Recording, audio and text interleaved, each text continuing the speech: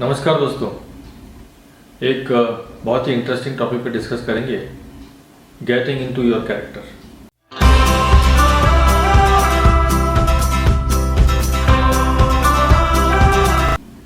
यानी कि जब आपको आपकी स्क्रिप्ट दी जाती है आपके सीन की, और आपको उसको पढ़ने के बाद ये सोचना है कि ये परफॉर्मेंस मैं कैसे दूंगा, यानी ये कैरेक्टर क्या है, तो आपको बहुत सारी चीज़ों पे सोचना पड़ता है कि सबसे पहले उस कैरेक्टर की एज क्या है, एज के साथ वो सोसाइटी में किस तबके से बिलोंग करता है। जैसे हमने कहा कि एक्टिंग क्या है, portraying some other personality. Personality क्या होती है, वो 3-4 चीज़ों का कॉम्बिनेशन होता है। एक आउटर आपका लुक होता है, फिजियोलॉजी होती है। एक आपकी इनर साइकोलॉजी होती है, जो उन सर्कमस्टेंसेस की वजह से होती है जिसमें आप रहते हैं, पैदा होते हैं, या जो आपके इर्द गिर्द घटित होती हैं। और एक होती है आपका स्टेटस, कि आप क्या हैं, डॉक्टर हैं, कलेक्टर हैं, अमीर हैं, गरीब हैं। तो ये सब चीज़ें मिलकर एक पर्सनैलिटी बनती है। तो जब आप एक कैरेक्टर को बनाने की कोशिश करते हैं, सोचते हैं, तो आपको पहले ये 3-4 चीज़ें ध्यान रखनी पड़ती हैं कि ये पर्सन क्या है, फिर इसकी साइकोलॉजी क्या है। एक टापू की साइकोलॉजी अलग होती है, एक बिजनेसमैन की अलग होती है, चोर की अलग होती है। तो उसकी साइकोलॉजी क्या है, वो सोचता कैसे हर चीज़ में। फिर उसके बाद आपको ध्यान रखना है कि उस कैरेक्टर की बॉडी लैंग्वेज क्या होगी।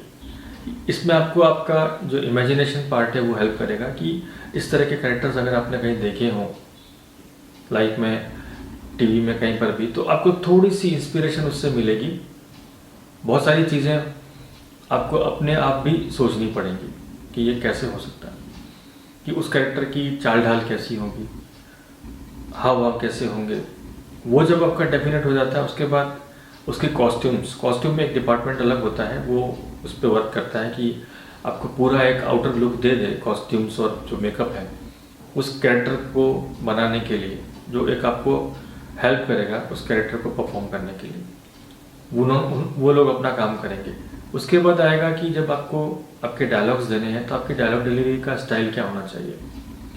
वो प्यार से बोल रहे हैं, आप अपनी सेम डायलॉग है, लेकिन अगर आप अपनी वाइफ को बोल रहे हैं तो अलग तरीके से बोलेंगे, गर्लफ्रेंड को बोल रहे हैं तो अलग तरीके से बोलेंगे, कलीग या दोस्त को बोल रहे हैं तो अलग तरीके से बोलेंगे।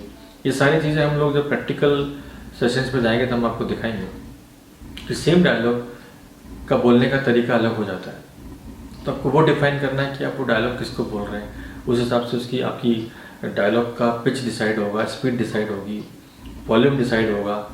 और उसके बाद एक और इम्पॉर्टेंट चीज़ है इसी से जुड़ी हुई, कि आपको डायलॉग में स्ट्रेस कौन से वर्ड पर ज़्यादा देना है, यानी उस डायलॉग में इम्पॉर्टेंट वर्ड क्या है जिसको आपको अच्छे तरीके से पकड़ के चलना है उस डायलॉग में, वो आपको ध्यान रखना है।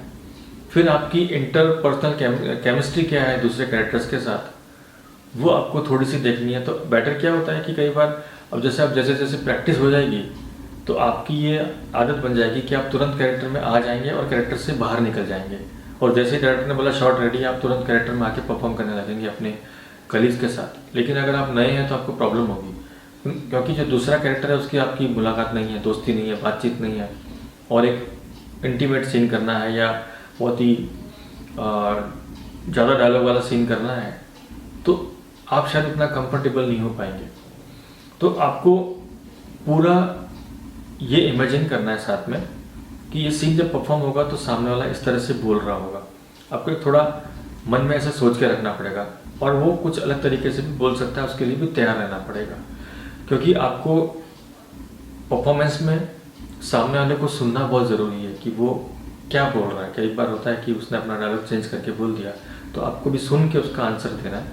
कोई घबराने की ज़रूरत नहीं है। इम्प्रोवाइजेशन जिसे हम बोलते हैं, उसका हमेशा एक स्कोप रहता है। तो हम बात कर रहे थे कैरेक्टराइजेशन की, कि ये सब चीज़ें जब आप ध्यान रखते हैं और जब आप परफॉर्मेंस की तरफ बढ़ते हैं, तो आप बहुत ही कंसंट्रेट होके इन सब चीज़ों पे वर्क करें।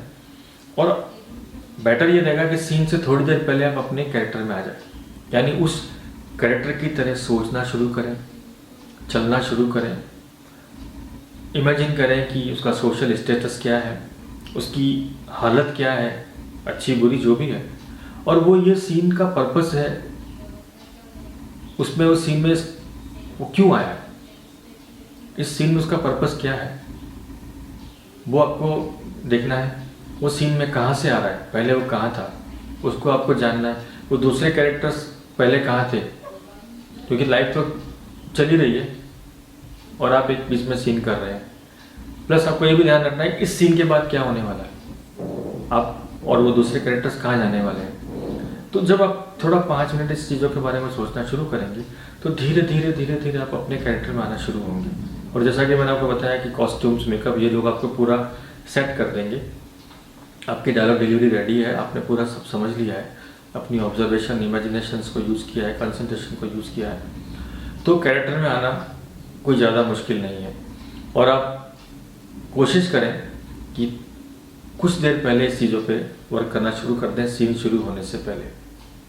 और कई बार ये भी होता है, कई लोगों ने पूछा है कि सर हम लोग कैरेक्टर में हैं और बहुत ज़्यादा अगर इंटेंस कैरेक्टर है, हम लोग उसमें चले गए हैं तो उससे बाहर कैसे आए। तो उसके लिए कोई भी दिक्कत नहीं है। आप जैसे ही वो सीन ख़त्म होता है, हो सकता है कुछ इमोशनल सीन है, आप बाहर आइए और कूलली, शांति से कुछ और चीज़ मोमेंट सोचना शुरू कर दीजिए।